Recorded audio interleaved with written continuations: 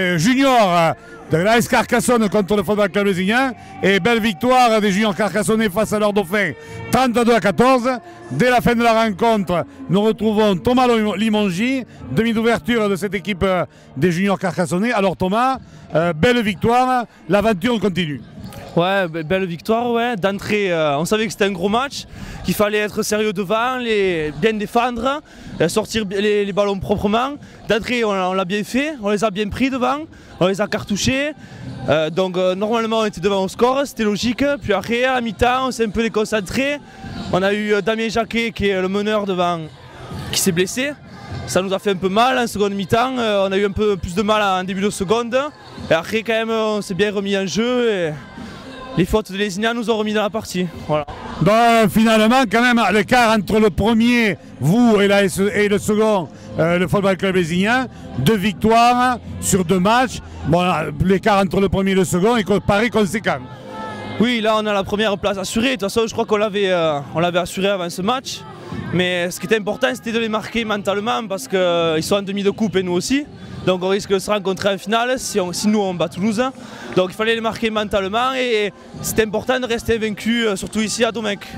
Alors Thomas, aujourd'hui c'est une journée hommage que la SEC rend à Loulou Delon, ancien président de la Maison des Jeunes. Je pense que toi, ton parcours professionnel, tu sors de ce milieu de la MJC. Oui, quand j'ai débuté au Cabardès, puis après j'ai fait 4 ans à la Maison des Jeunes. Et c'était Loulou Delon, président quand j'étais. Donc je garde de bons souvenirs de ce monsieur.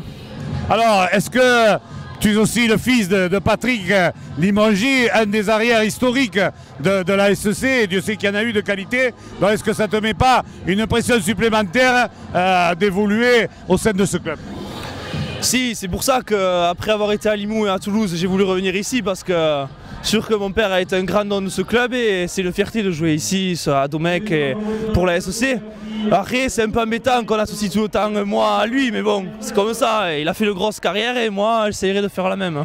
Alors maintenant, bon, la fin de saison, le doublé, est-ce que vous y pensez? Est-ce que vous en parlez entre vous ou est-ce que vous prenez les matchs un par un?